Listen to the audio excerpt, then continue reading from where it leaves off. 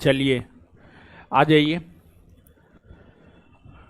पढ़ रहे थे हम लोग बंगाल के गवर्नर जनरल, बंगाल के गवर्नर जनरल।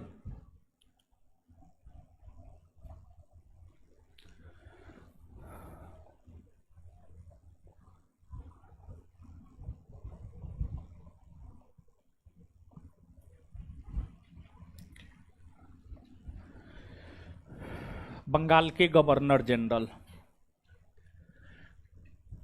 बंगाल के गवर्नर जनरल में जो है हम लोग वारेन हेस्टिंग्स के विषय में पढ़े थे और बंगाल के प्रथम गवर्नर जनरल वारेन हेस्टिंग्स ही बने थे।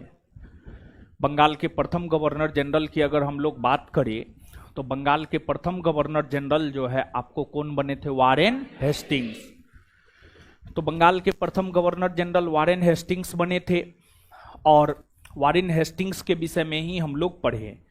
और वारेन हेस्टिंग्स का शासनकाल 1772 से 1784।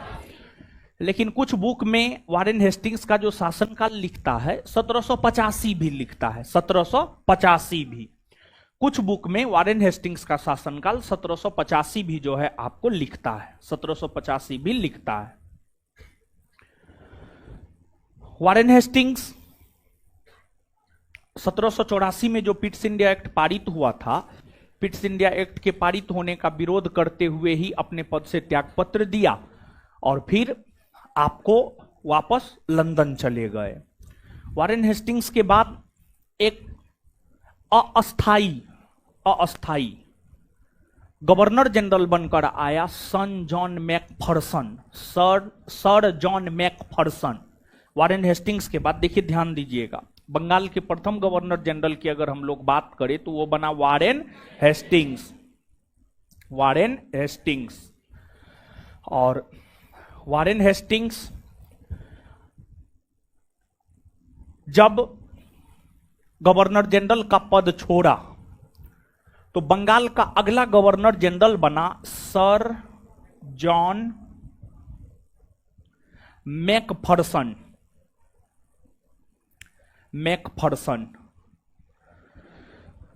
सर जॉन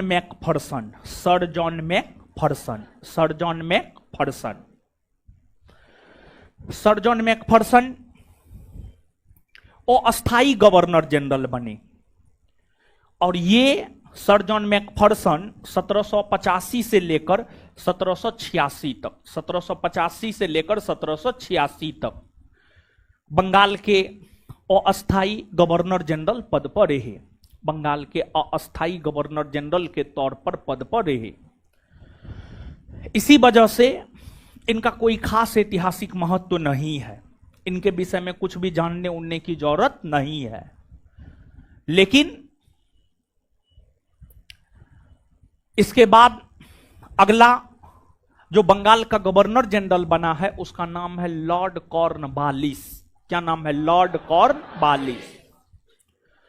तो मुख्य तौर पर वारेन हेस्टिंग्स का वास्तविक उत्तराधिकारी अगर देखा जाए तो वारेन हेस्टिंग्स का वास्तविक उत्तराधिकारी बना है लॉर्ड कॉर्नवालिस।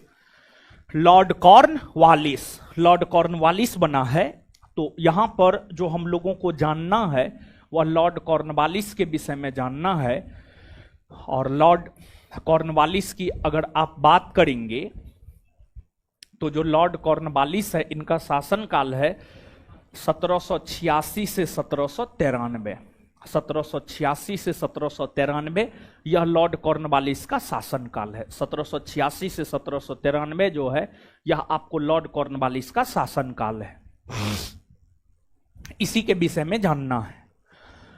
और इसका अगर दूसरा शासनकाल देखा जाए तो कॉर्नवालिस का दूसरा शासनकाल शुरू हुआ 1805 में, लेकिन जैसे ही इसका दूसरा शासनकाल 1805 में शुरू हुआ वैसे ही इनका निधन हो गया और इनके निधन होने के बाद जो है इन्हें भारत में ही दफना दिया गया।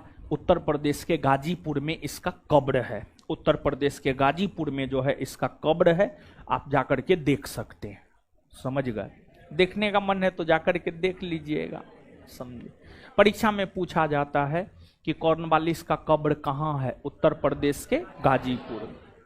तो खैर ठीक है, पहले मारिए दिए इसको ना, चलिए ठीक है, पहले मार दिए, अब इसके विषय में जानिए। देखिए, आपको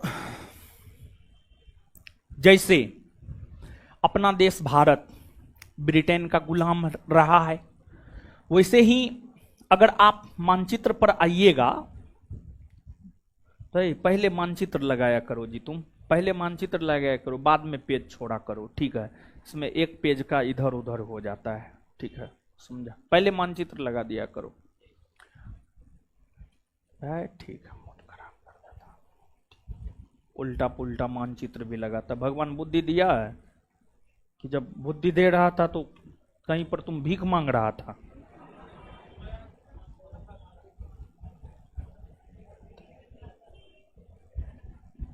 चलिए,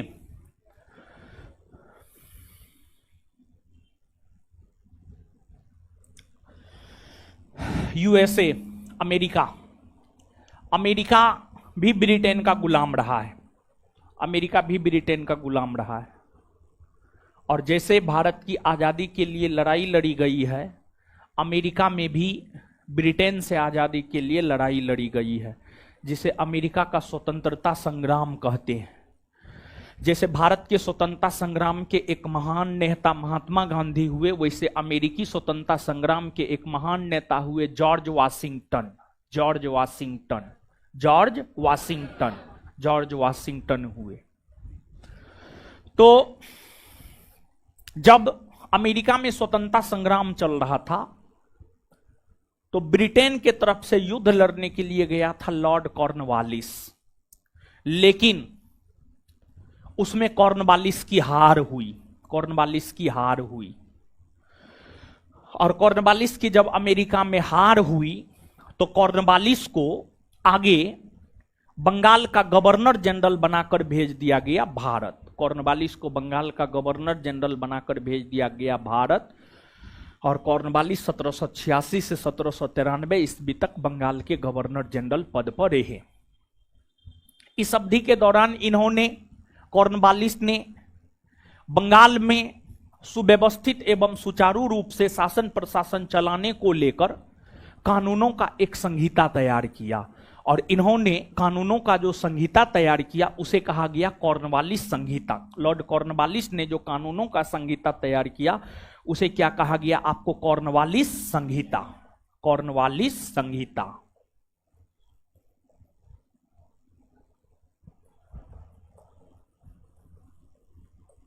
कॉर्नवालिस संहिता। कॉर्नवालिस संहिता की अगर हम लोग बात करें तो जो कॉर्नवालिस संहिता है, इसमें इस बात का विवरण था कि आखिरकार बंगाल में शासन प्रशासन चलाया कैसे जाएगा। और जैसे आज हमारे देश में शासन प्रशासन चलाने के लिए शक्ति का बंटवारा किया गया है, पावर का डिस्ट्रीब्यूशन किया गया है। कुछ पावर प्रधानमंत्री को, कुछ मुख्यमंत्री को, कुछ पंचायती राज के अंतर्गत आने वाली संस्थाओं को, पंचायती राज के अंतर्गत आने वाली संस्थाओं को, कुछ नगर निगम के अंतर्गत आने वाली संस्थाओं को पावर दिया जाता है, पावर दिया गया है।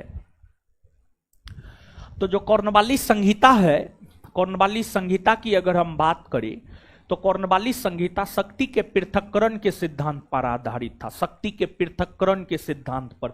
शक्ति मतलब काम करने की जो शक्ति है, पृथक्करण मतलब अलग अलग, पृथक्करण मतलब अलग अलग, पृथक्करण मतलब क्या? अलग अलग।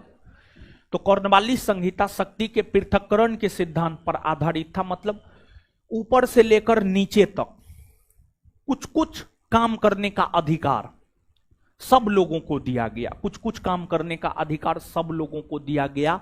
और इस कॉर्नवालिस संहिता के जरिए ही कॉर्नवालिस ने अपने शासनकाल के दौरान बंगाल में शासन प्रशासन करने का काम किया। परीक्षा में यह पूछा जाता है, एसएससी का पूछा हुआ क्वेश्चन है, अब एग्जैक्ट ध्यान में नहीं है, सीएचएसएल का पूछा हुआ है, एमटीएस का पूछा हुआ है या सीजीएल का पूछा हुआ है, ये एग्जैक्ट हमारे ध्यान में नहीं है। लेकिन एसएससी का पूछा हुआ क्वेश्चन है कि कॉर्नवालिस संहिता किस सिद्धांत पर आधारित है, तो इस प्रश्न का उत्तर होगा शक्ति के पृथक्करण सिद्धांत पर आधारित है। कॉर्नवालिस के विषय में कहा जाता है इन्हें भारत में नागरिक सेवा का जनक माना जाता है, भारत में नागरिक सेवा का जनक माना जाता है। और कॉर्नवालिस ने ही बंगाल के क्षेत्र में जिला बनाया और उस जिला में दरोगा की नियुक्ति किया। जिला बनाया और उस जिला में जो है आपको दरोगा की नियुक्ति किया, जिला में दरोगा की नियुक्ति किया या थानेदार की नियुक्ति किया, जिला में थानेदार की नियुक्ति किया, थानेदार की नियुक्ति किया। फिर कॉर्नवालिस ने बंगाल में शासन प्रशासन चलाने को लेकर तो कॉर्नवालिस संहिता लागू कर दिया। कॉर्नवालिस बंगाल में कर की वसूली को लेकर एक नई व्यवस्था इजाद किया और इन्होंने कर की वसूली को लेकर जो नई व्यवस्था इजाद किया उसे कहा जाता है अस्थाई बंदोबस्त, उसे कहा जाता है अस्थाई बंदोबस्त, अस्थाई बंदोबस्त, अस्थाई बंदोबस्त। अस्थाई बंदोबस्त की अगर हम लोग बात करें तो इसे कई नाम, इसे परमानेंट सेटलमेंट भी कहा जाता है, इसे जमींदारी प्रथा भी कहा जाता है, इसे परमानेंट सेटलमेंट भी कहा जाता है, इसे जमींदारी प्रथा भी कहा जाता है, इसे इस्तमरारी बंदोबस्त भी कहा जाता है। और इसे जमींदारी प्रथा इसलिए कहा जाता है क्योंकि इस बंदोबस्त के अंतर्गत कर की वसूली जमींदार किया करते थे। कर की वसूली कौन किया करते थे? जमींदार। कर की वसूली जमींदार किया करते थे, इसी वजह से इसे जमींदारी प्रथा भी कहा जाता था। देखिए था क्या, बंगाल में कानून, बंगाल में कानून नहीं, बंगाल में शासन प्रशासन, बंगाल में शासन प्रशासन की अगर हम लोग बात करें तो बंगाल में शासन प्रशासन ब्रिटिश ईस्ट इंडिया कंपनी के द्वारा देखा जा रहा था। बंगाल में शासन प्रशासन ब्रिटिश ईस्ट इंडिया कंपनी के द्वारा देखा जा रहा था। बंगाल में जो शासन प्रशासन ब्रिटिश ईस्ट इंडिया कंपनी के द्वारा देखा जा रहा था उसे शासन प्रशासन चलाने को लेकर के रुपया पैसा की जरूरत थी, जिस वजह से ब्रिटिश ईस्ट इंडिया कंपनी ने बंगाल में एक नए वर्ग, जमींदार वर्ग, एक नए वर्ग जमींदार वर्ग को यह दायित्व दिया कि वे किसानों से कर की वसूली करे। जमींदार वर्ग को यह दायित्व दिया कि वे किसानों से कर की वसूली करे, किसानों से कर की वसूली करे, किसानों से कर की वसूली करे। तो जो जमींदार होता था ना, जमींदार भी एक प्रकार का किसान ही था, लेकिन ये बड़े किसान थे। जमींदार भी एक प्रकार का किसान ही था, लेकिन ये जो है आपको बड़े किसान थे, बड़े किसान थे जमींदार, जमींदार बड़े किसान थे। जमींदार किसानों से कर ले लेता था, जमींदार किसानों से कर ले लेता था और वह कर ब्रिटिश कंपनी के राजकोष में जाकर जमा कर दिया करता था। अब ब्रिटिश ईस्ट इंडिया कंपनी ने, ब्रिटिश ईस्ट इंडिया कंपनी ने जमींदारों को किसानों से कर वसूलने का अधिकार दिया, लेकिन जमींदार किसान से कितना कर वसूलेगा यह निर्धारित नहीं किया। लेकिन जमींदार किसान से जितना लेगा, जमींदार किसान से जितना लेगा उसका 90%, उसका 90% कंपनी के राजकोष में देगा, उसका 90% कंपनी के राजकोष में देगा और जमींदार अपने पास मात्र 10% रखेगा, जमींदार अपने पास मात्र 10% रखेगा। तो अब जमींदार को हुआ ये कि जितना अधिक हम किसानों से वसूली करेंगे उतना अधिक हमें बचेगा। तो जमींदार अपने शक्ति के बल पर किसानों से अधिक कर की वसूली कर लेता था और किसानों की स्थिति ऐसी हो गई थी, जो किसान फसल का उत्पादन करता था उस किसान को साल भर खाने तक के लिए फसल नहीं बचता था। तो किसान हतोत्साहित होने लगे कि अनाज उपजाते हैं हम, जमींदार वसूल करके अंग्रेजों को दे देता है, हमको भूखे मरना पड़ता है। तो किसान, एक समय ऐसा आया कि जब किसान किसानी करने से डरने लगा। एक समय ऐसा आया जब किसान किसानी करने से डरने लगा, किसानी करने से डरने लगा, किसानी करने से डरने लगा। तो कहीं ना कहीं अस्थाई बंदोबस्त के जरिए अंग्रेजों को भारत में एक सहायक वर्ग के तौर पर जमींदार मिल गया। जमींदार अंग्रेजों को सहायता प्रदान कर रहा था, जमींदार अंग्रेजों को सहायता प्रदान कर रहा था। लेकिन यह जमींदार कहीं ना कहीं किसानों का शोषण भी कर रहा था। और एक बात जानिए, गुलामी के काल में या ब्रिटिश काल में भारतीय किसानों का शोषण सिर्फ अंग्रेजों ने नहीं, बल्कि भारतीय किसानों का शोषण भारतीय जमींदार वर्ग के लोगों ने भी किया, भारतीय जमींदार वर्ग के लोगों ने भी किया। और जो किसान आंदोलन हुए हैं, किसान आंदोलन की अगर आप बात करेंगे तो जो किसान आंदोलन हुए हैं, किसान आंदोलन सिर्फ अंग्रेजों के खिलाफ नहीं हुए हैं, बल्कि किसान आंदोलन की अगर हम लोग बात करें तो वो जमींदारों के खिलाफ भी हुए हैं। किसान आंदोलन जमींदारों के खिलाफ भी हुए हैं। और देखिए, इस अस्थाई बंदोबस्त में सूर्यास्त कानून लागू कर दिया गया था। सूर्यास्त कानून, सूर्यास्त कानून अस्थाई बंदोबस्त के अंतर्गत एक विशेष प्रकार का कानून लागू किया गया था जिसे सूर्यास्त कानून कहते हैं। और सूर्यास्त कानून क्या है इसको आप समझिएगा, लेकिन उससे पहले आप इस बात को समझिए कि जो सूर्यास्त कानून है, सूर्यास्त कानून की चर्चा गणदेवता नामक साहित्य में है। गणदेवता साहित्य का नाम है गणदेवता। सूर्यास्त कानून की चर्चा गणदेवता नामक साहित्य में है। और गणदेवता साहित्य की रचना किया है ताराशंकर बंदोपाध्याय ने। ताराशंकर बंदोपाध्याय ने गणदेवता की रचना की है और गणदेवता नामक साहित्य में ही सूर्यास्त कानून की चर्चा है। क्या है सूर्यास्त कानून, इसको आप समझिएगा। सूर्यास्त कानून क्या है इसको आप समझिएगा। देखिए,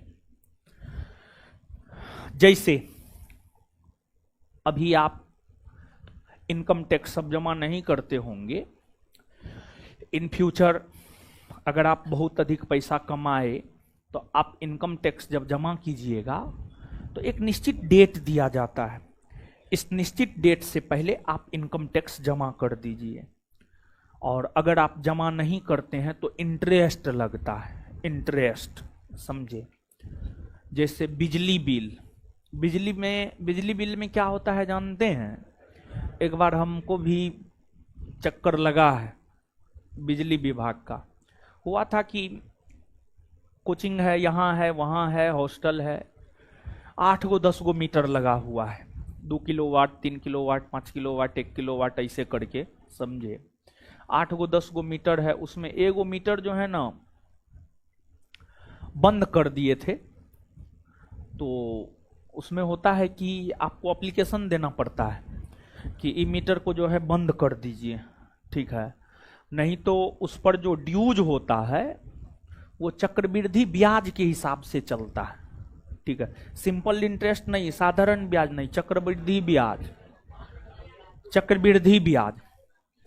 और जानते हैं, आपको जानकर आश्चर्य होगा, ड्यूज था, हमको लगता है एग्जैक्ट ध्यान में नहीं है, 1 लाख से कम ही ड्यूज था, अब एग्जैक्ट ध्यान में नहीं है, ठीक है। 1 लाख से कम था, 48,000 या 84,000 ऐसे था, उसी 2 डिजिट में हम कंफ्यूज कर रहे हैं। लेकिन बाद में जो है वहां से एप्लीकेशन आया, तब पता चला कि ई मीटर तो हम लोग यूज नहीं कर रहे हैं, लेकिन इस पर ड्यूज था, उसका चक्रवृद्धि ब्याज बन रहा है। अप्रॉक्स में आप मान के चलिए 1.5 साल तक चला, 1.5 साल तक चला, साल भर से ज्यादा चला, 2 साल से कम चला। हमको जो भरना पड़ा था 3,41,000 रुपया भरना पड़ा था, 3,41,000 रुपया वो फालतू का भरना पड़ा था। चक्रवृद्धि ब्याज चलता है, समझे। और अब तो इलेक्ट्रॉनिक मीटर आ गया है, रिचार्ज है लाइन देगा, रिचार्ज खत्म लाइन खत्म, समझ गए। ज्यादा निगेटिव में नहीं ले जाता है, वो लगता है हमको 1,000-2,000 निगेटिव बहुत हो गया, कि निगेटिव नहीं रहता है, हमको लगता है, पता नहीं, ठीक है। तो ऐसा होता है। तो अब समझिएगा चीजों को कि इसमें क्या था, सूर्यास्त कानून क्या था, ये समझिए। जमींदार वर्ग के लोगों को एक निश्चित डेट दे दिया जाता था। इस निश्चित तिथि के सूर्यास्त होने से पहले कंपनी के राजकोष में भू राजस्व जमा हो जाना चाहिए। अगर जमा हो गया तो जमींदार का जमींदारी बचा रहेगा। अगर जमा नहीं होता था तो जमींदार की जमींदारी छीन ली जाती थी, जमींदार की जमींदारी छीन ली जाती थी। अब एक बात बताइए, कोई जमींदार ये चाहेगा कि उसकी जमींदारी छीनी जाए? कोई नहीं चाहेगा। तो इसी वजह से जमींदार एक निश्चित तिथि के सूर्यास्त होने से पहले तक ब्रिटिश कंपनी के राजकोष में भू राजस्व जमा करने के लिए किसानों पर कोरा बरसाता था। कोरा, कोरा समझ रहे हैं, यानी मारने वाला होता है, हाँ, चाबुक कोरा बरसाता और किसानों से जबरदस्ती ले लेता था और कंपनी के राजकोष में जाकर के भू राजस्व जमा कर देता था। देखिए, इस बंदोबस्त की कई कमियां हैं। पहली कमी तो यही है कि इस बंदोबस्त में कंपनी ने यह निर्धारित ही नहीं किया कि जमींदार किसान से कितना लेगा, कितना कर लेगा, लेकिन यह कह दिया कि किसान से जितना लेगा उसका 90% कंपनी के राजकोष में, 10% अपने पास रखिएगा। तो अब जमींदार को लगने लगा जितना किसान से वसूलेंगे उतना अधिक हमको मिलेगा। तो अब जमींदार वर्ग के लोग किसानों से जोर जबरदस्ती करके ज्यादा वसूली करने लगा, किसान हतोत्साहित होने लगे। और इसी सब वजह से ब्रिटिश काल में, देखिए ब्रिटिश शासन क्यों अच्छा नहीं था? ब्रिटिश शासन इसलिए अच्छा नहीं था क्योंकि ब्रिटिश काल के दौर में भूखमरी, बेरोजगारी, गरीबी चरम पे था, गरीबी चरम पे था। अकाल पड़ जाता था, अकाल पड़ जाता था। लोग दाने दाने के लिए तरस जाते थे, लोग दाने दाने के लिए तरस जाते थे, मर जाते थे, भूखे प्यासे मर जाते थे, कोई देखने वाला नहीं होता था। इसी सब कारण तो ब्रिटिश शासन बेहतर नहीं था। अब किसान जो है हतोत्साहित होकर के किसानी करना छोड़ दिया, फसल है ही नहीं, खाएगा क्या, भूखे मर जाता था किसान, गांव का गांव स्वाहा पड़ जाता था, गांव का गांव स्वाहा पड़ जाता था, समझ गए? तो ये है, आप याद रखिएगा। और यह जो अस्थाई बंदोबस्त है, अस्थाई बंदोबस्त की अगर आप बात करेंगे तो इसकी योजना बनाया था सर जॉन सोर ने। सर जॉन सोर ने जो है आपको अस्थाई बंदोबस्त की योजना बनाया था। और फिर कॉर्नवालिस के बाद जो है अगले वायसराय सर जॉन सोर ही बने, अगले वायसराय सर जॉन सोर बने। तो सर जॉन सोर की अगर आप बात करेंगे तो जो सर जॉन सोर है,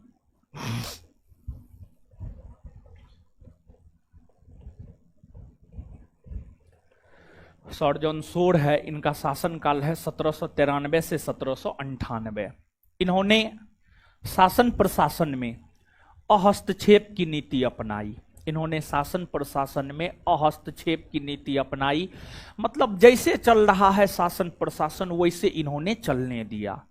लेकिन हाँ, इनकी अगर आप बात करेंगे तो इन्होंने इलाहाबाद, जिसे आज प्रयागराज कहते हैं, इलाहाबाद को जीतकर ब्रिटिश साम्राज्य में इन्हीं के समय मिलाया गया था। और इन्हीं के समय 1795 ईस्वी में खुर्दा का युद्ध हुआ था। 1795 ईस्वी में खुर्दा का युद्ध हुआ था। और 1795 ईस्वी में खुर्दा का युद्ध हैदराबाद के निजाम और मराठा पेशवा के बीच हुआ था।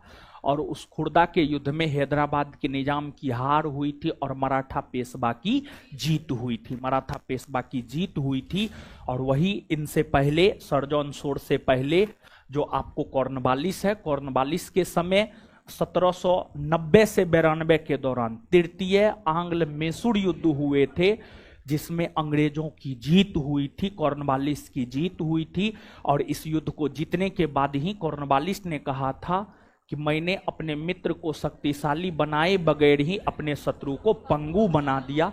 यह स्टेटमेंट लॉर्ड कॉर्नवालिस के द्वारा ही तृतीय आंग्ल मैसूर युद्ध को जीतने के बाद जो है आपको दिया गया था। इसके बाद सर जॉन सोर के बाद जो अगले बंगाल के गवर्नर जनरल बने हैं उनका नाम है लॉर्ड वेलेजली। Lord Wellesley. और लॉर्ड विलेजली की अगर आप बात करेंगे तो जो लॉर्ड विलेजली है इनका शासनकाल है 1798 से 1805।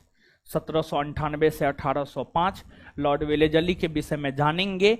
लेकिन लॉर्ड विलेजली का जब 1805 में शासनकाल समाप्त हुआ तो दोबारा 1805 में बंगाल का गवर्नर जनरल बनकर कॉर्नवालिस आया। लेकिन शीघ्र ही कॉर्नवालिस का 1805 में निधन हो गया और उन्हें गाजीपुर में दफना दिया गया। अब यहां पर हम लोग लॉर्ड कॉर्नवालिस को जानेंगे, लेकिन उससे पहले लिखिए, लिखिए तो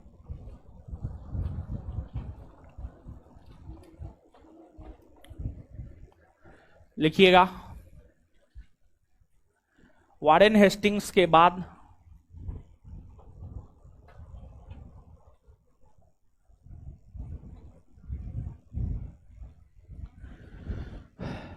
वारेन हेस्टिंग्स के बाद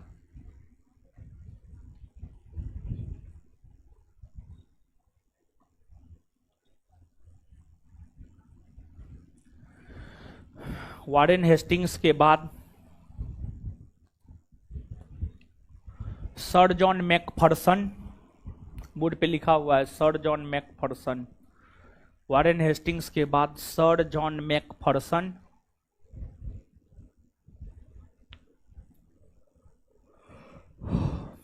सर जॉन मैकफर्सन बंगाल के अस्थायी गवर्नर जनरल बनकर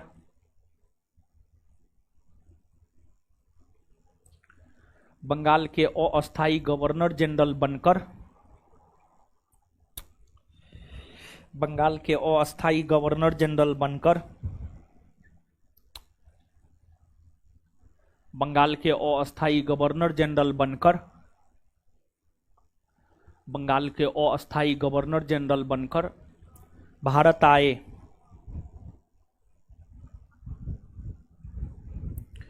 जो 1785 से 1786 ईस्वी तक पद पर रहे, जो 1785 से 1786 ईस्वी तक पद पर रहे, जो 1785 से 1786 ईस्वी तक पद पर रहे, जो 1785 से 1786 ईस्वी तक पद पर रहे, जो 1785 से 1786 ईस्वी तक पद पर रहे। आगे हेडिंग मारिए लॉर्ड कॉर्नवालिस।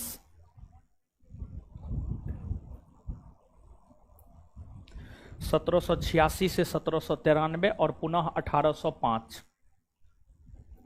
Lord Cornwallis. 1786 से 1793 और पुनः 1805।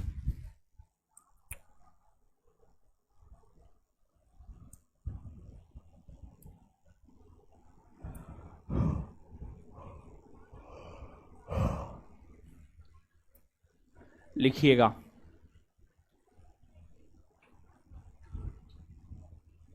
कॉर्नवालिस एक आक्रामक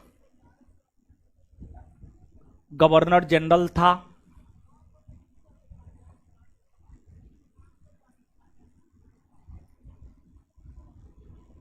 कॉर्नवालिस एक आक्रामक गवर्नर जनरल था। कॉर्नवालिस एक आक्रामक गवर्नर जनरल था।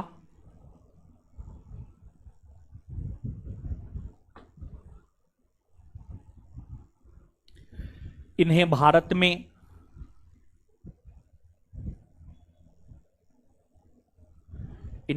में नागरिक सेवा का जनक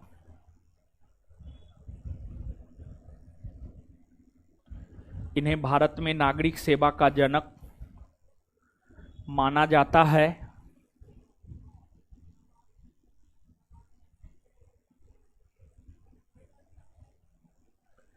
इन्हें भारत में नागरिक सेवा का जनक माना जाता है। इन्हें भारत में नागरिक सेवा का जनक माना जाता है। भारत में नागरिक सेवा का जनक माना जाता है। इन्होंने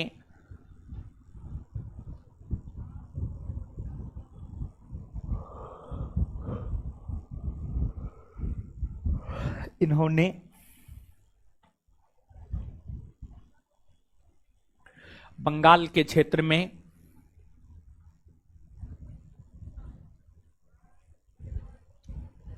इन्होंने बंगाल के क्षेत्र में शासन प्रशासन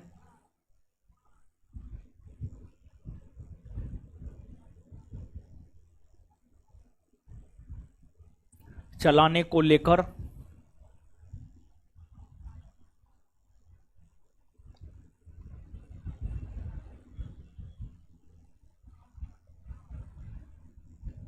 कानूनों का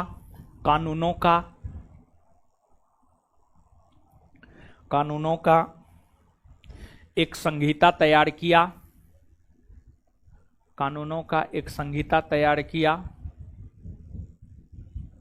जिसे कॉर्नवालिस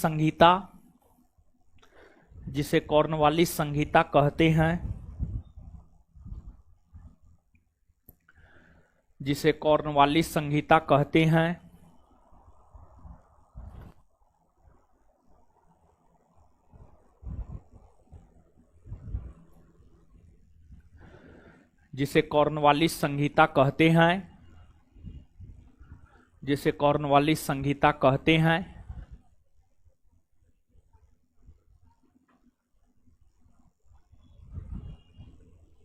यह संहिता शक्ति के पृथक्करण के सिद्धांत पर आधारित है।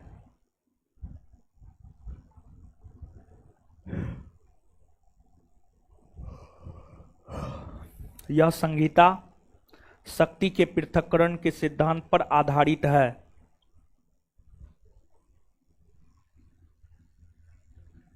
यह संहिता शक्ति के पृथक्करण के सिद्धांत पर आधारित है।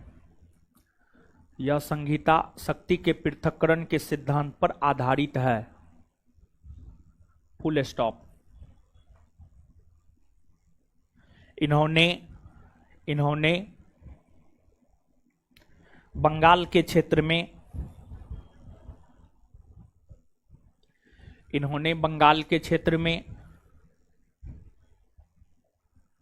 कर की वसूली को लेकर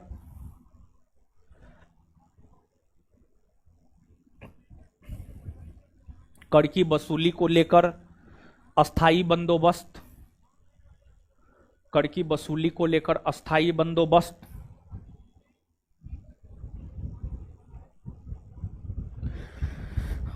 बंदोबस्त को लागू किया।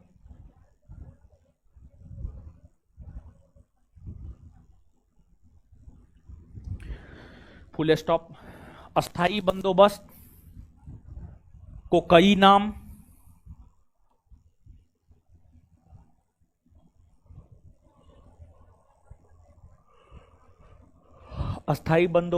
कई नाम जैसे इस्तमरारी बंदोबस्त, बोर्ड पे लिखे हैं, जैसे इस्तमरारी बंदोबस्त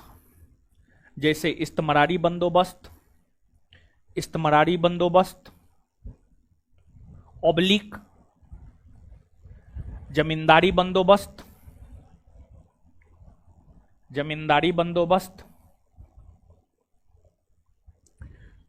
बंदोबस्त ऑब्लिक परमानेंट सेटलमेंट।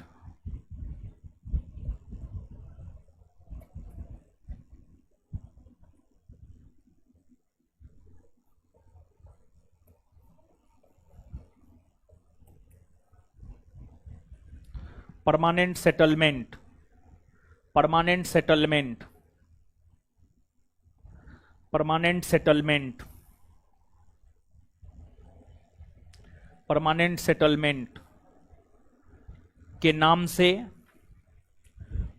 सेटलमेंट के नाम से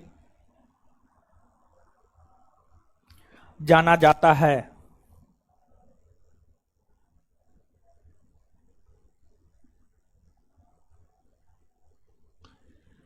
इस बंदोबस्त की योजना सर जॉन शोर ने तैयार किया था।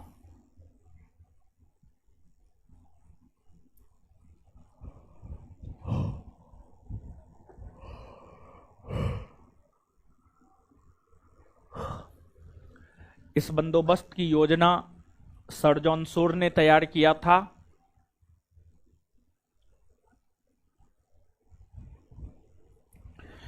इस बंदोबस्त की योजना सर जॉन शोर ने तैयार किया था।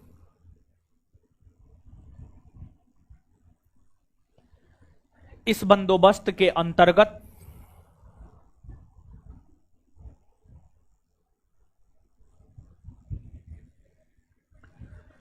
इस बंदोबस्त के अंतर्गत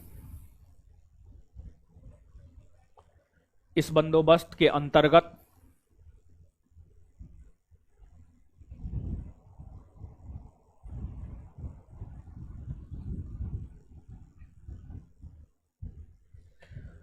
जमींदार वर्ग के लोग जमींदार वर्ग के लोग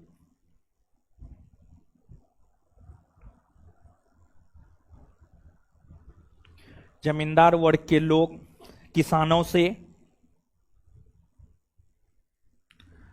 जमींदार वर्ग के लोग किसानों से कर की वसूली जमींदार वर्ग के लोग किसानों से कर की वसूली करते थे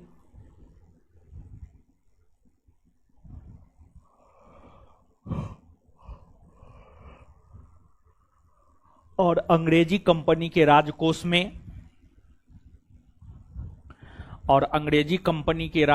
में उसे जमा कर देते थे और अंग्रेजी कंपनी के राजकोष में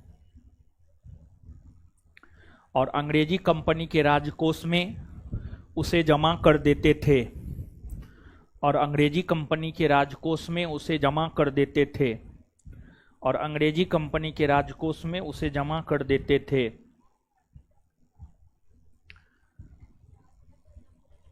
फुल स्टॉप। अस्थाई बंदोबस्त के अंतर्गत ही अस्थाई बंदोबस्त के अंतर्गत अस्थाई बंदोबस्त के अंतर्गत अस्थाई बंदोबस्त के अंतर्गत जमींदार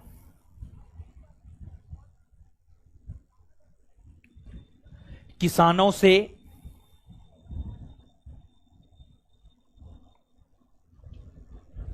उसके उत्पादन का किसानों से उसके उत्पादन का किसानों से उसके उत्पादन का कितना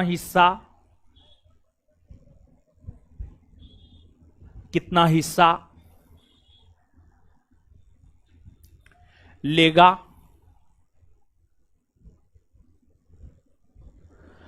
यह निश्चित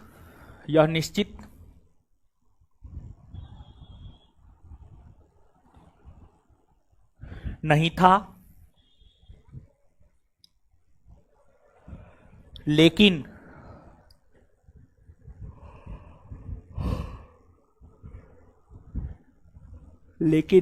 जमींदार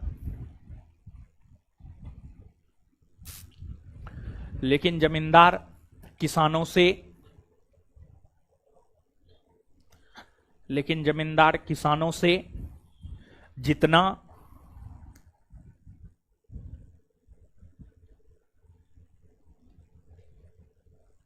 हिस्सा लेगा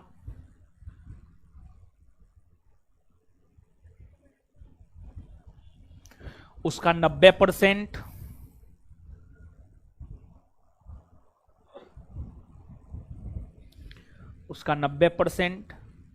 कंपनी के राजकोष में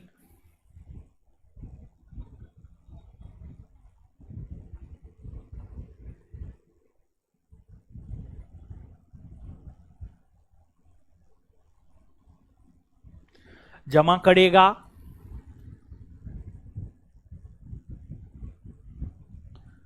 और 10% अपने पास रखेगा।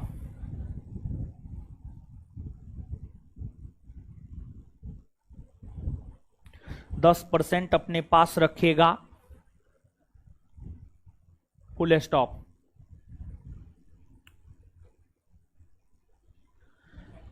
अस्थाई बंदोबस्त ने अंग्रेजों को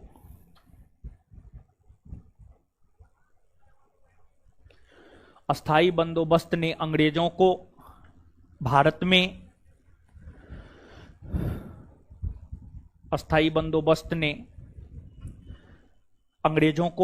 में एक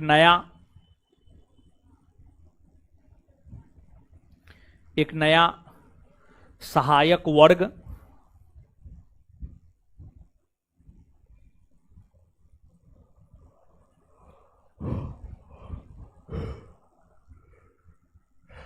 एक नया सहायक वर्ग दिया।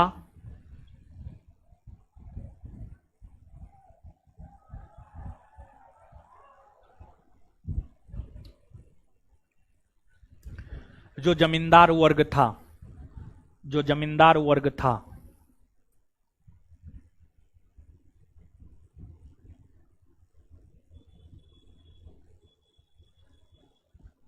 Full stop. नीचे से अगला पॉइंट लिखिएगा। कॉर्नवालिस दोबारा, कॉर्नवालिस दोबारा, कॉर्नवालिस दोबारा बंगाल का गवर्नर जनरल बनकर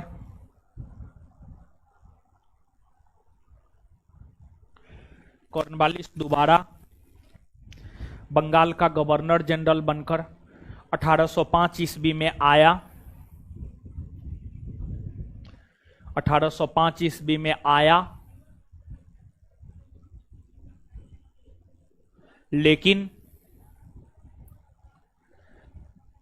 लेकिन शीघ्र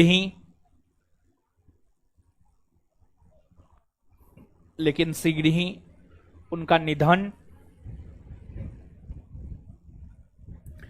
लेकिन शीघ्र ही उनका निधन हो गया। उनका कब्र भारत में, उनका कब्र भारत में,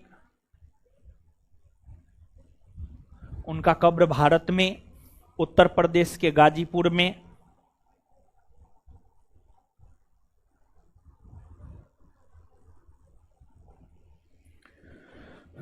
उनका कब्र भारत में उत्तर प्रदेश के गाजीपुर में स्थित है। उनका कब्र भारत में उत्तर प्रदेश के गाजीपुर में स्थित है।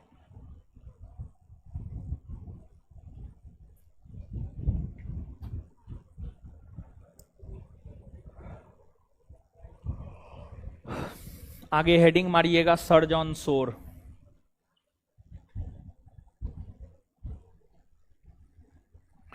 सर जॉन शोर 1793 से 98।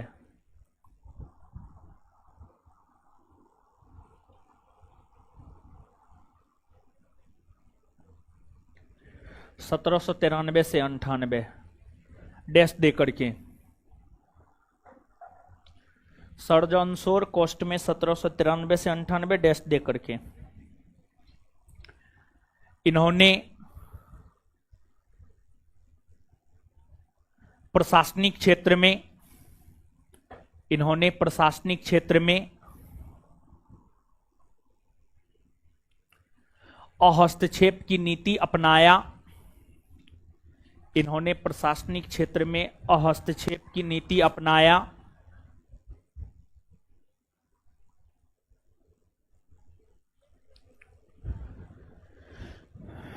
इन्होंने प्रशासनिक क्षेत्र में अहस्तक्षेप की नीति अपनाया। इन्होंने प्रशासनिक क्षेत्र में अहस्तक्षेप की नीति अपनाया। इन्हीं के समय इलाहाबाद का विलय, इन्हीं के समय इलाहाबाद का विलय,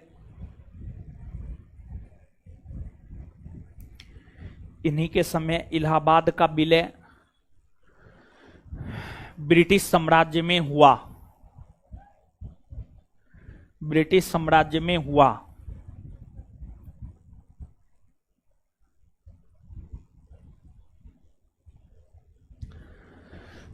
ब्रिटिश साम्राज्य में हुआ।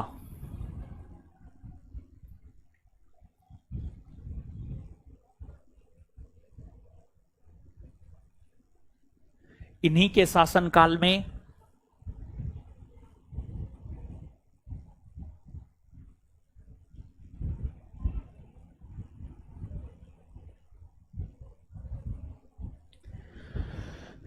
इन्हीं के शासनकाल में 1795 ईस्वी में 1795 ईस्वी में हैदराबाद के निजाम और मराठा पेशवा के बीच, इन्हीं के शासनकाल के समय 1795 ईस्वी में 1795 ईस्वी में हैदराबाद के निजाम और मराठा पेशवा के बीच, हैदराबाद के निजाम और मराठा पेशवा के बीच खुर्दा का युद्ध हुआ। खुर्दा का युद्ध हुआ। खुर्दा का युद्ध हुआ जिसमें मराठा पेशवा की जीत हुई। खुर्दा का युद्ध हुआ जिसमें मराठा पेशवा की जीत हुई। इन्हीं के शासनकाल में 1795 ईस्वी में हैदराबाद के निजाम और मराठा पेशवा के बीच खुर्दा का युद्ध हुआ जिसमें मराठा पेशवा की जीत हुई। जिसमें मराठा पेशवा की जीत हुई। आगे वेलेजली। 1798 से 1805।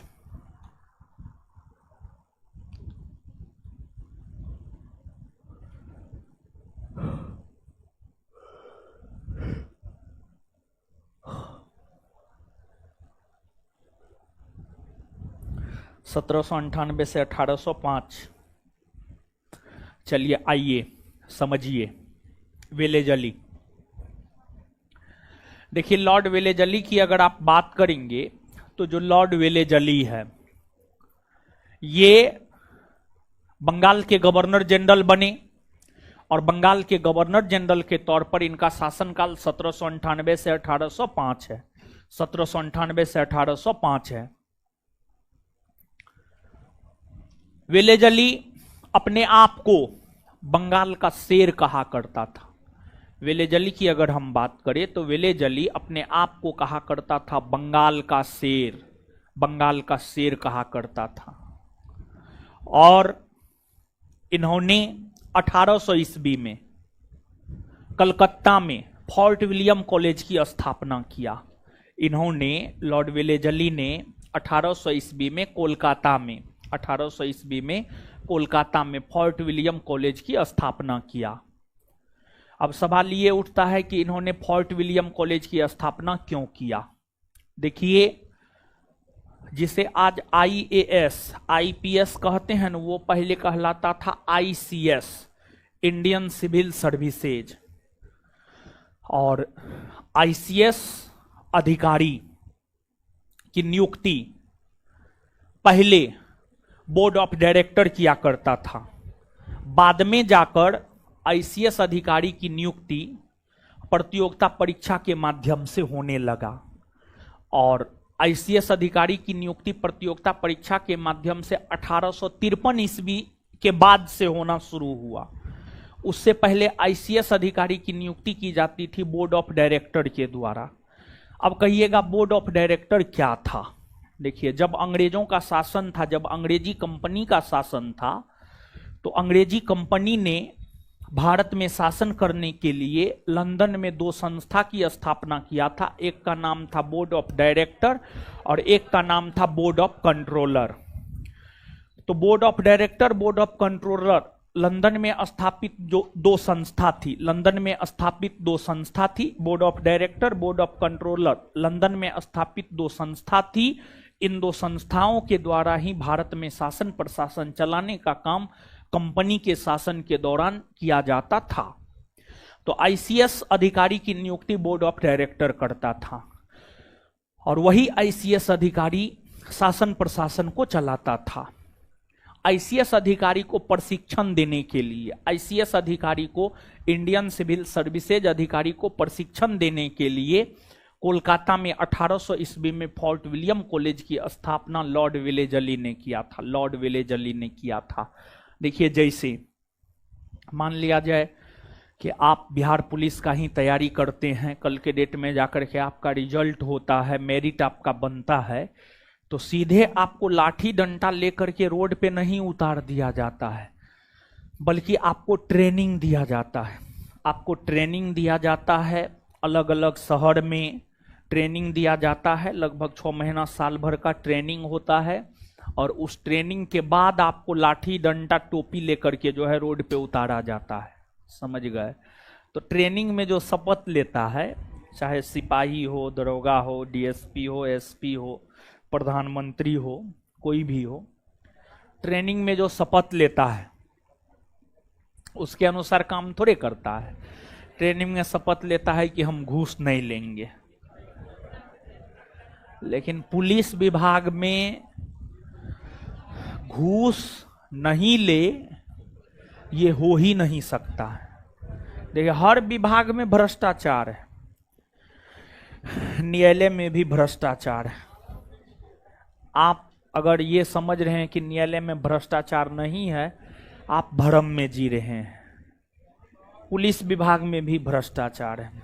आप अगर ये समझ रहे हैं कि भ्रष्टाचार नहीं है, थाना जाइए ना, एगो केस लिखाने जाइए थाना, बिना पैसा का केस तक नहीं लिखता है, समझे, बिना पैसा का केस नहीं लिखता है। खैर, राजधानी में तो ऐसा नहीं कर सकता है, राजधानी में तो ऐसा नहीं कर सकता है, लेकिन राजधानी में भी भांप लेता है। पुलिस सबको ट्रेनिंग क्या दिया जाता है? अब हम तो ट्रेनिंग किए नहीं है, पता नहीं जो भी ट्रेनिंग दिया जाता हो, लेकिन पुलिस को ऐसा ट्रेनिंग दिया जाता है कि जब वो सिस्टम में चला जाता है ना, तो अपने बाप से भी घूस लेता है, समझे। ये हम समझे हैं, पुलिसिया व्यवस्था को ये हम समझे हैं, समझ।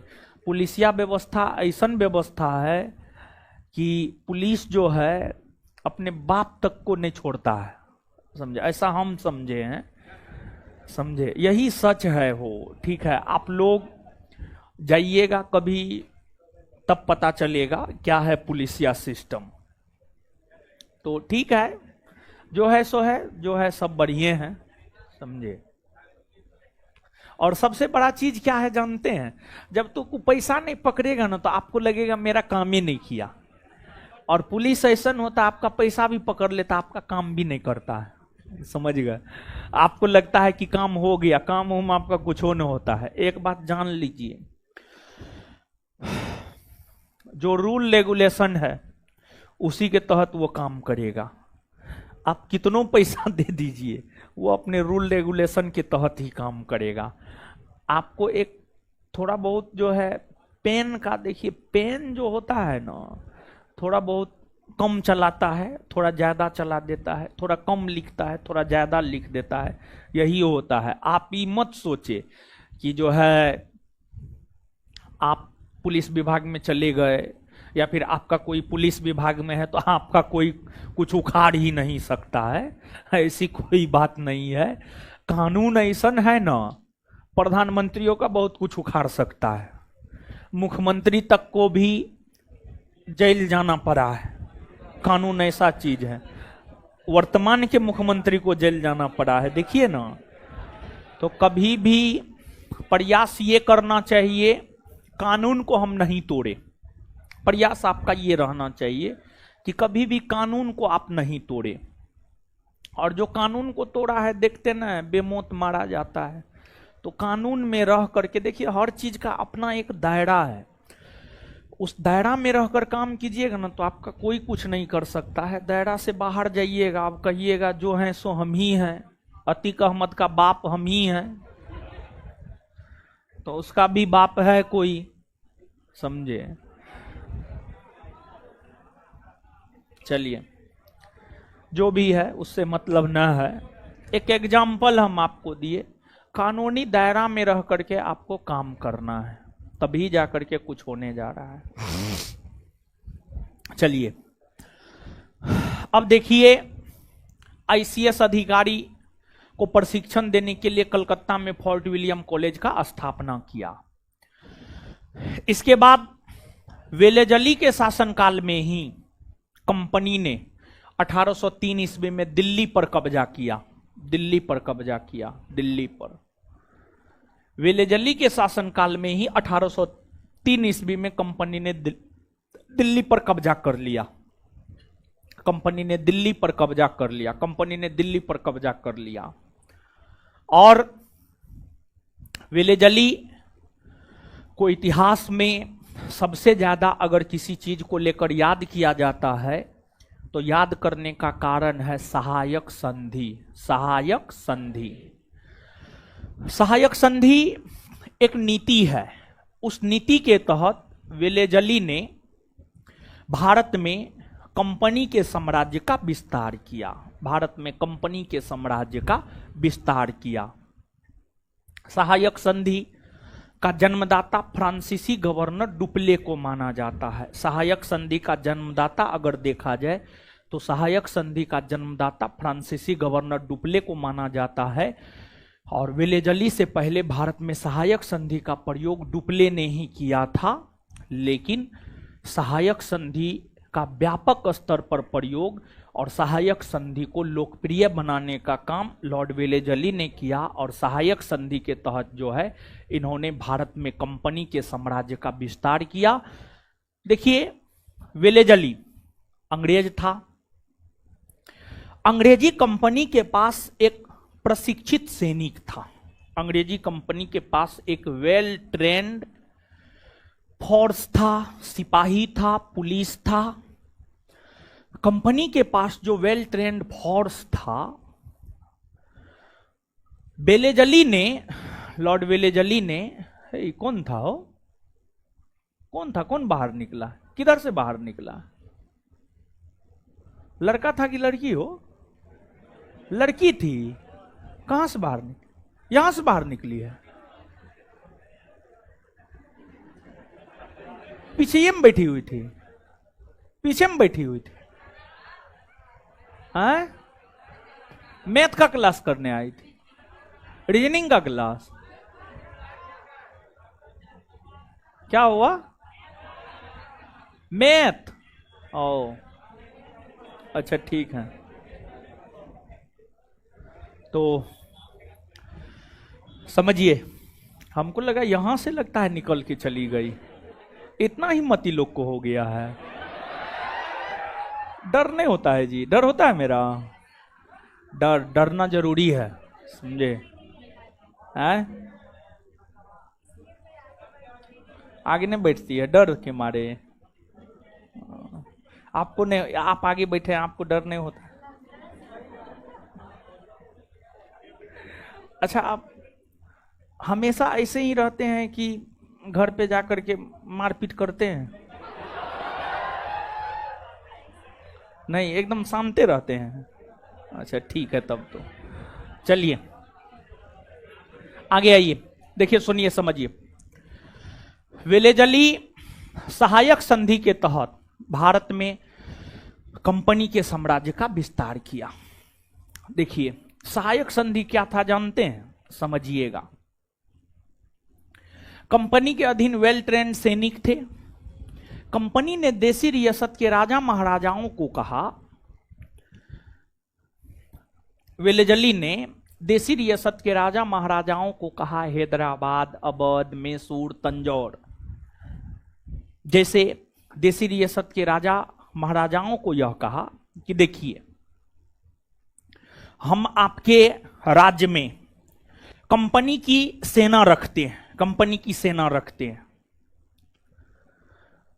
अगर आपके राज्य पर कोई दूसरा राज्य आक्रमण करता है तो कंपनी की सेना युद्ध करेगा।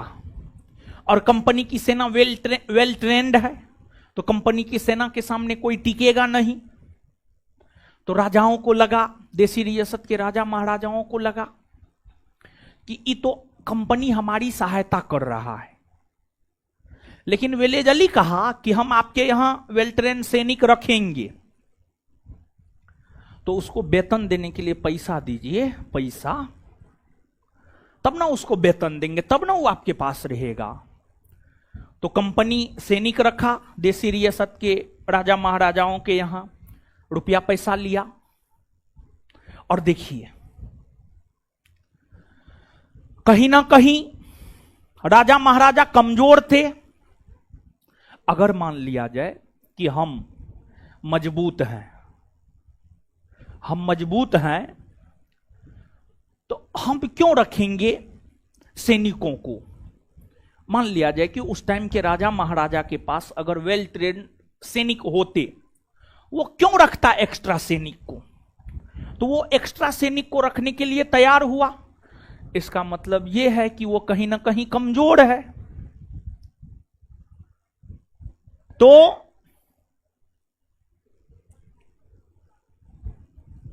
आप इसको ऐसे समझिए कि वेलेज अली ने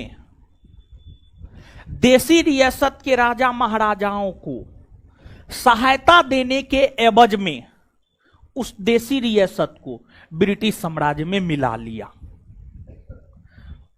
मतलब देसी रियासत के राजा महाराजाओं को कहा कि हम आपको सहायता दे रहे हैं, लेकिन उस सहायता देने के एवज में उस क्षेत्र को ब्रिटिश साम्राज्य में मिला लिया, हस्ताक्षर करवा लिया, हस्ताक्षर करवा करके मिला लिया। समझे? तो ये चीज है। तो अब जो है सहायक संधि के ऊपर हस्ताक्षर सबसे पहले हैदराबाद के निजाम ने 1798 में किया, फिर 1799 में तंजौर ने, फिर मैसूर ने, फिर अवध ने, फिर मराठा पेशवा ने सहायक संधि पर हस्ताक्षर किया। और मराठा साम्राज्य की अगर आप बात करेंगे तो मराठा साम्राज्य कई संघों में बटा हुआ था। इंदौर के होलकर, पूना के पेशवा, बड़ौदा के गायकवाड़, इन तमाम संघों में बटे हुए थे। इसमें इंदौर का होलकर, इंदौर का होलकर, इंदौर के होलकर की अगर हम लोग बात करें तो जो इंदौर के होलकर शासक थे, इंदौर के होलकर शासक थे, उन्होंने सहायक संधि को स्वीकार नहीं किया। उसके अलावा जो अन्य मराठा संघ था उसने सहायक संधि को स्वीकार कर लिया। मतलब सहायक संधि समझे हो? मतलब देसी रियासत के राजा महाराजा को कहा कि हम आपको सहायता करेंगे और उस एवज में उस देसी रियासत को ब्रिटिश साम्राज्य में मिला लिया। समझ गए? यही है सहायक संधि। तो नीचे से लिखिए, लिखिए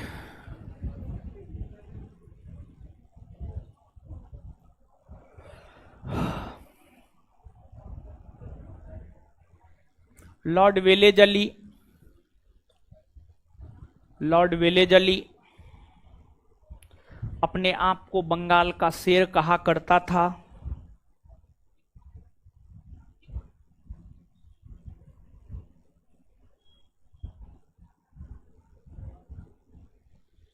लॉर्ड वेलेज अली अपने आप को बंगाल का शेर कहा करता था। इन्होंने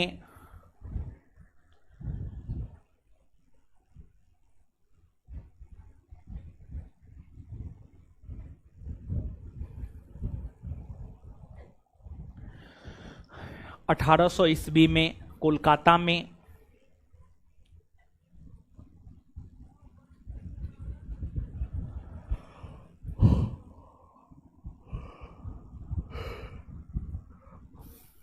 इन्होंने 1800 ईस्वी में कोलकाता में fort William college,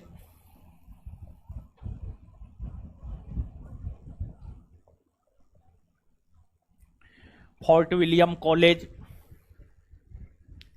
fort William college की स्थापना किया ताकि आईसीएस अधिकारियों को प्रशिक्षण दी जा सके, ताकि आईसीएस अधिकारियों को प्रशिक्षण दी जा सके, ताकि आईसीएस अधिकारियों को प्रशिक्षण दी जा सके, ताकि आईसीएस अधिकारियों को प्रशिक्षण दी जा सके,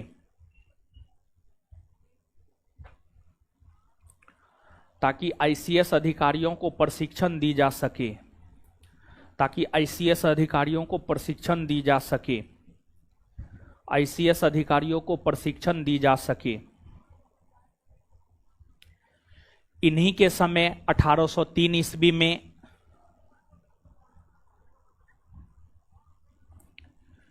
इन्हीं के समय 1803 ईस्वी में अंग्रेजी कंपनी ने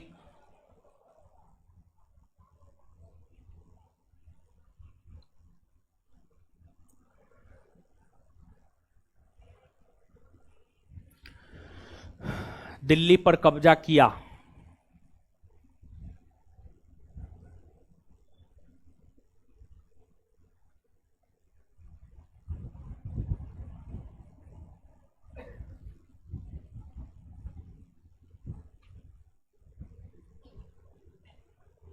दिल्ली पर कब्जा किया।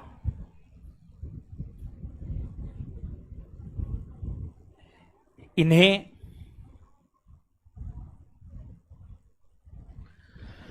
सहायक संधि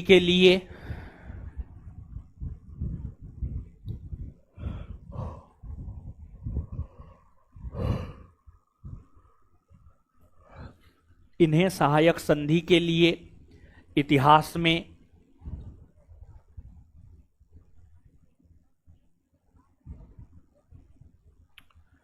याद किया जाता है।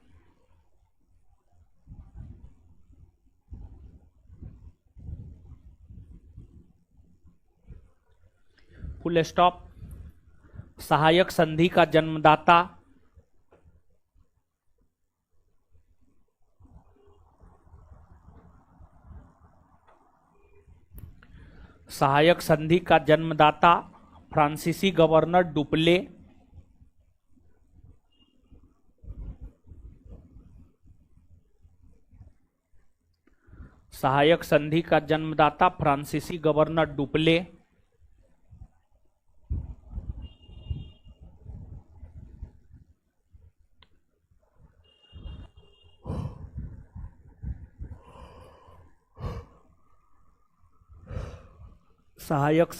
जन्मदाता फ्रांसीसी गवर्नर डुप्ले को माना जाता है।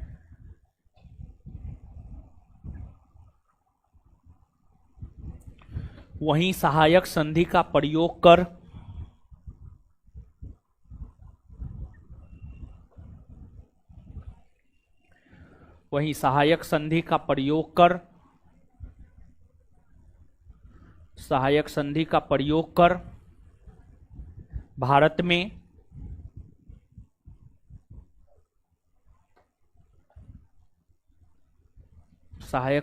प्रयोग कर भारत में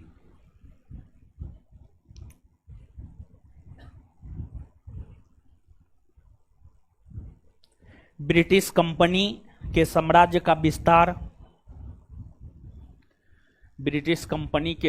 का विस्तार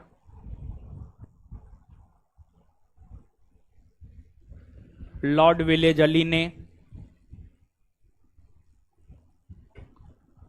वेलेजली ने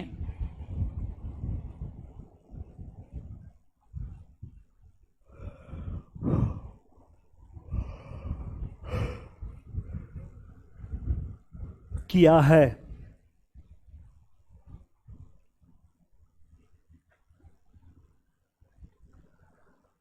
फुल स्टॉप।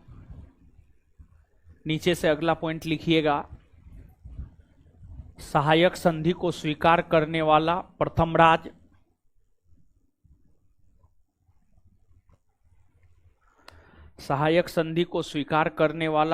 राज्य एकदम रुक जा रहे हैं।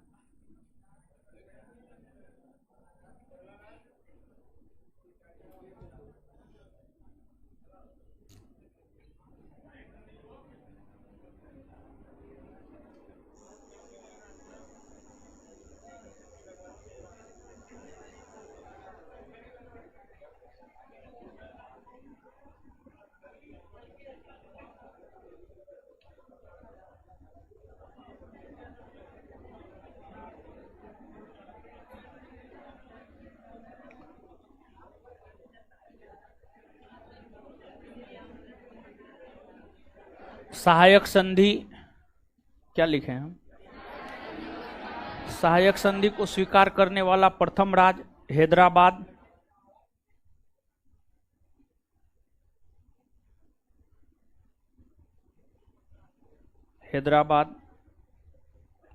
बना,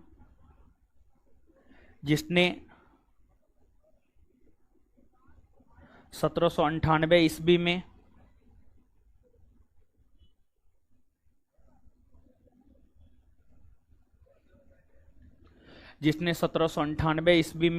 सहायक संधि को स्वीकार किया।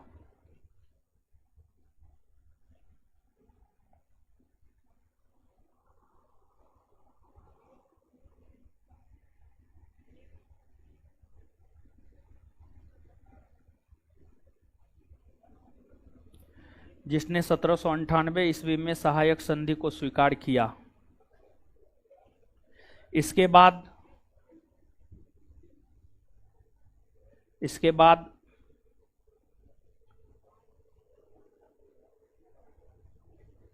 1799 में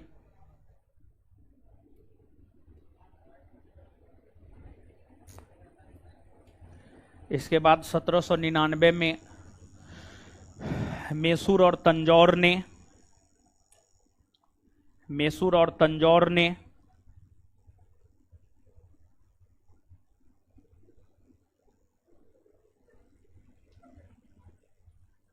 सहायक संधि को स्वीकार किया।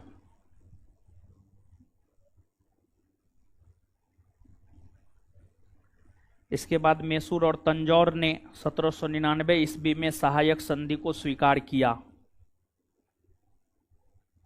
1799 ईस्वी में स्वीकार किया। आगे चलकर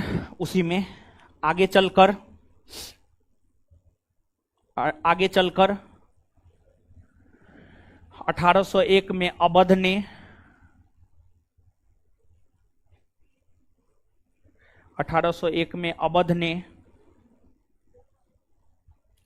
1802 में मराठा पेशवा ने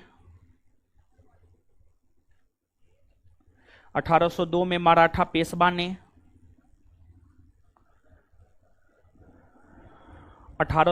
में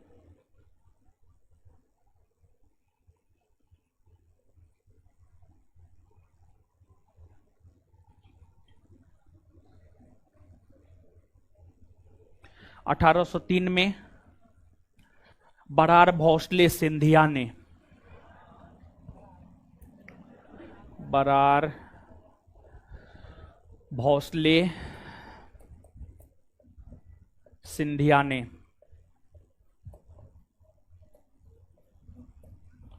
1803 में बरार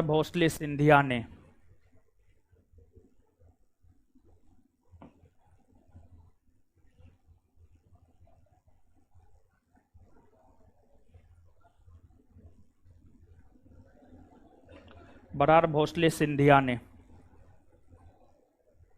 सहायक संधि को स्वीकार किया।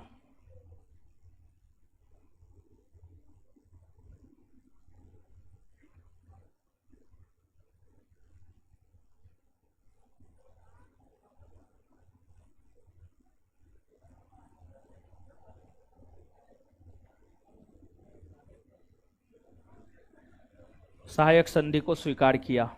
नोट दे करके लिखिएगा। इंदौर के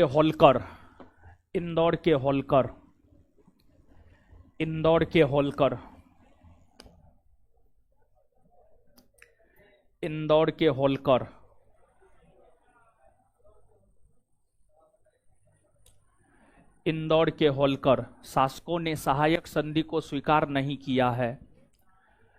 इंदौर के होलकर शासकों ने सहायक संधि को स्वीकार नहीं किया है।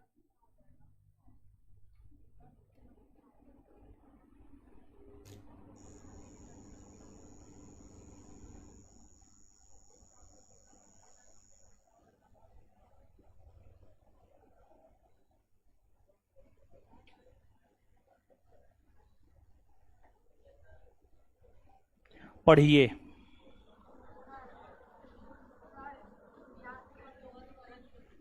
है सूर्यास्त कानून वाला वो नहीं लिखा है। अच्छा ठीक है, पढ़िए अब।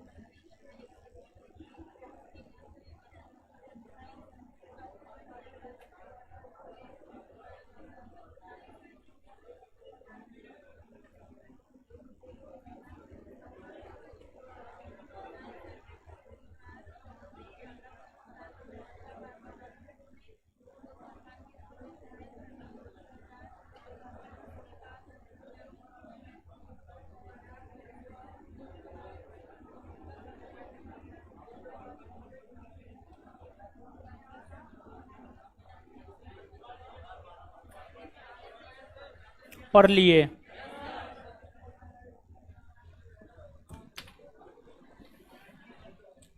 क्लियर है इतना बात? कोई दिक्कत नहीं ना है? 1 मिनट, कॉर्नवालिस में कहीं पर जगह है? ना है? ना है तो कोई दिक्कत नहीं। नोट में इंदौर के होलकर शासक ने सहायक संधि को स्वीकार नहीं किया, इसको पहला पॉइंट बनाइए। नोट में दूसरा पॉइंट लिखिए। नोट में दूसरा पॉइंट, लास्ट जो पॉइंट लिखे हैं उसको नोट में पहला पॉइंट बनाइए और नोट में दूसरा पॉइंट लिखिए। नोट में दूसरा पॉइंट लिखिए।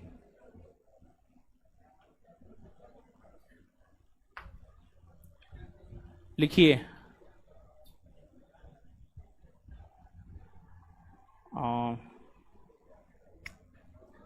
सूर्यास्त कानून का संबंध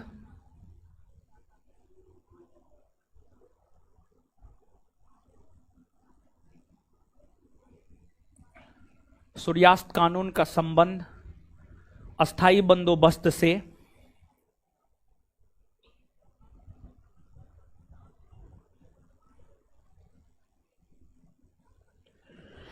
सूर्यास्त कानून का संबंध अस्थाई बंदोबस्त से है।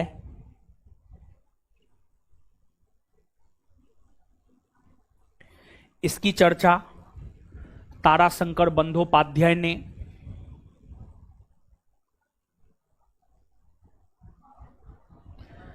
इसकी चर्चा ताराशंकर बंदोपाध्याय ने इसकी चर्चा ताराशंकर बंदोपाध्याय ने अपनी रचना गणदेवता में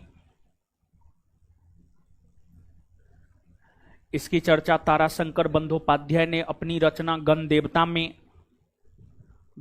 में किया है। इसकी चर्चा ताराशंकर बंदोपाध्याय ने अपनी रचना गणदेवता में किया है।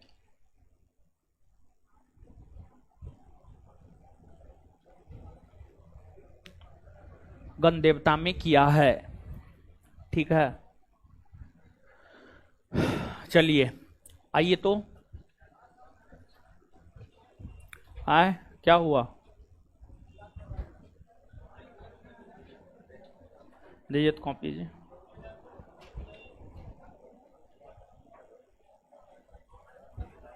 बताइए, भारत में नागरिक सेवा का जनक किसे माना जाता है? Lord Cornwallis. नागरिक सेवा का जनक किसे माना जाता? कॉर्नवालिस संहिता कौन सिद्धांत पर आधारित है? शक्ति के पृथक्करण। कॉर्नवालिस संहिता कौन सिद्धांत पर आधारित है? शक्ति के पृथक्करण। इसके बाद बंगाल के क्षेत्र में अस्थायी बंदोबस्त लागू कौन किया था? अस्थायी बंदोबस्त को इस्तमरारी बंदोबस्त, जमींदारी बंदोबस्त, परमानेंट सेटलमेंट के नाम से जाना जाता है। इस बंदोबस्त की योजना कौन बनाया था? Sir John. इस बंदोबस्त की योजना कौन बनाया था? सर जॉन शोर। इसके बाद आगे बताइएगा, कॉर्नवालिस दोबारा बंगाल का गवर्नर जनरल बनकर कब आया? उसका कब्र कहां है? कहां है? कॉर्नवालिस के बाद 1793 में बंगाल के गवर्नर कौन बने? इलाहाबाद का कंपनी में विलय किसके समय हुआ? खुर्दा का युद्ध कब हुआ? किसके किसके बीच? हैदराबाद के निजाम और मराठा। कौन अपने आप को बंगाल का शेर कहता था? लॉर्ड बेलेजली। कोलकाता में फोर्ट विलियम कॉलेज की स्थापना कब हुई है?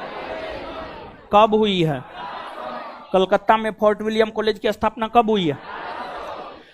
किसने किया है? किसने किया है? किसके समय अंग्रेजी कंपनी का दिल्ली पर कब्जा हुआ? किसके समय? सहायक संधि का जन्मदाता किसे माना जाता है? किसे माना जाता है?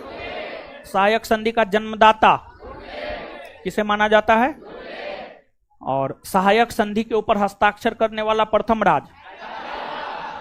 राज कहां के शासक ने सहायक संधि को स्वीकार नहीं किया? इंदौर के।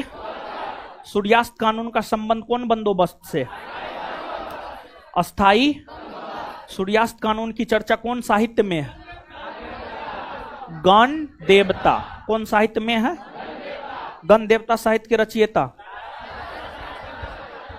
ताराशंकर बंदोपाध्याय। इससे आगे अगले क्लास में मिलेंगे।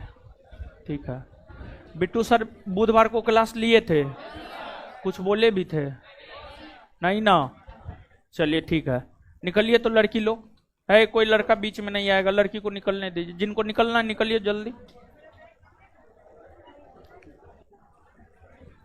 निकलिए जल्दी।